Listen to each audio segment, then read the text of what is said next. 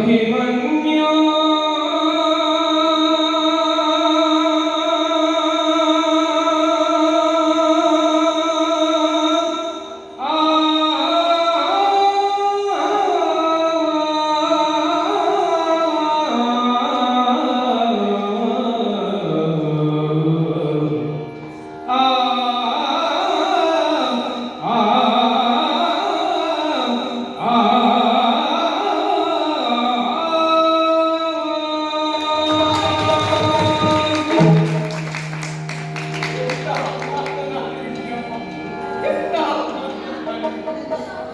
ಕತ್ತಿಯ ಅಲಗಿನಿಂದ ಕೊಯ್ದರೆ ಗಾಯವಾಗುವುದು, ಮಾತಿನ ಅಲಗಿನಿಂದಲೇ ಕೊಯ್ದರೆ ಜೀವವೇ ಹೋಗಬಹುದು ಎನ್ನುವಂತಹ ಸಾಮಾನ್ಯ ಪ್ರಶ್ನೆಯನ್ನು ಮಾತಾಡುತ್ತಿದ್ದರು.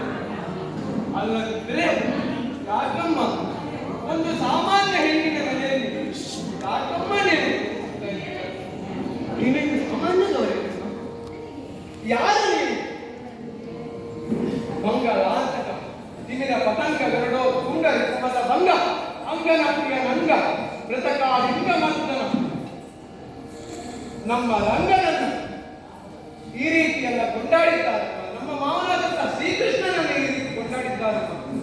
ಅಂತಹ ಶ್ರೀಕೃಷ್ಣನ ಭಗಿನಿ ಅಮ್ಮ ಭಗಿನಿ ಅಂತಹ ಪ್ರತಿಲ್ಲದ ಪ್ರತಾಪಿ ವೀರಪಾತ್ರೆಯನ್ನು ಎನಿಸಿಕೊಂಡಂತಹ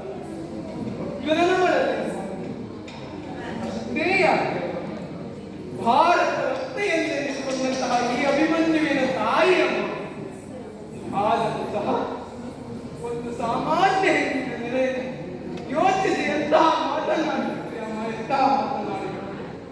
ಅಲ್ಲದಿದ್ದರೆ ಒಂದು ಕ್ಷಣ ಈ ಕುರುಕ್ಷೇತ್ರದಲ್ಲಿ ಆಗುತ್ತಿರುವಂತಹ ವಿದ್ಯಮಾನವನ್ನು ಗಮನಿಸಿದರೆ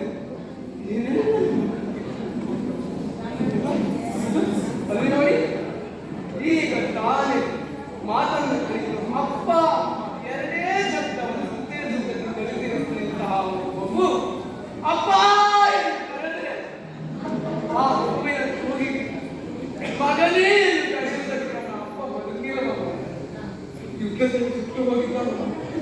ಯಾಕಾಗಿ ಅವರವರ ಉದ್ದಾರಕ್ಕಾಗಲ್ಲ, ಪಾಂಡವರ ಕರ್ಮಕ್ಕಾಗಿ, ನಮ್ಮ ಪಾಂಡವರ ಕರ್ಮಕ್ಕಾಗಿ. ಇದೋ ಇದ್ದರೆ ಇರುವ ಒಬ್ಬನೇ ಕುಲದ ಬೆಳಕು ಎನ್ನುವುದಾಗಿ ನಂಬಿದಂತಹ ಮಗನವರನ್ನ ಯುದ್ಧಕ್ಕೆ ಕರೆಸಿದಂತಹ ತಾಯಿ ಮಗ ಎಂದು ಬರಲಿಲ್ಲ ಎನ್ನುವುದಾಗಿ ಮಗನೇ ಎನ್ನುವುದಾಗಿ ಕರೆದರೆ ಅವಳ ಕರೆಗೆ ಉತ್ತರ ಇಲ್ಲ.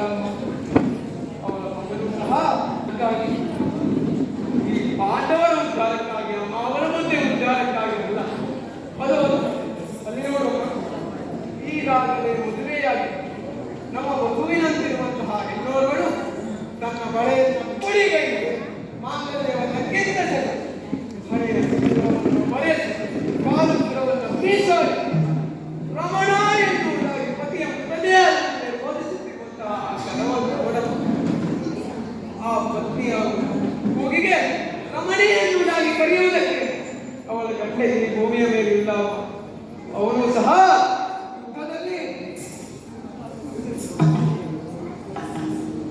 ಯಾಕಾಗಿ ಪಾಂಡವರ ಮನೆ ಉದ್ಧಾರಕ್ಕಾಗಿ, ಅಮ್ಮ ಅವರ ಮನೆ ಉದ್ಧಾರಕ್ಕಾಗಿ ಅಲ್ಲ.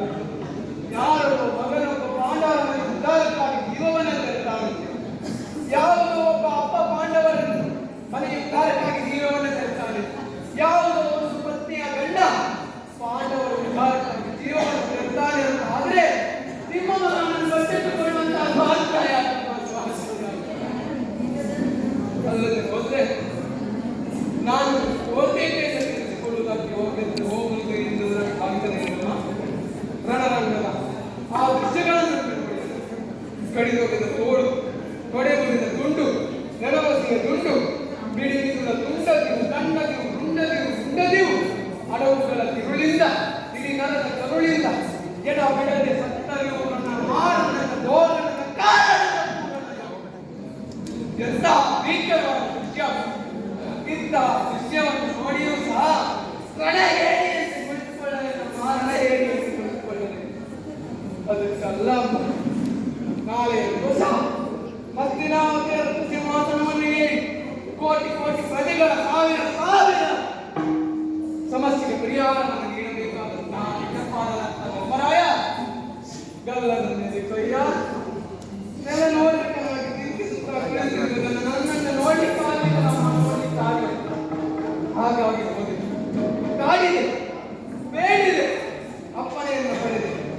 ಹಾಗಾಗಿ ಹೋಗುವುದು ಸಿದ್ಧವಮ್ಮ, ಹೋಗುವುದು ಬದ್ಧವಮ್ಮ. ನೀವು ನನ್ನನ್ನು ಕಳುಹಿಸಿಕೊಡಲೇಬೇಕು, ನಾನು ಹೋಗಲೇಬೇಕು, ನಾನು ಹೋಗಲೇ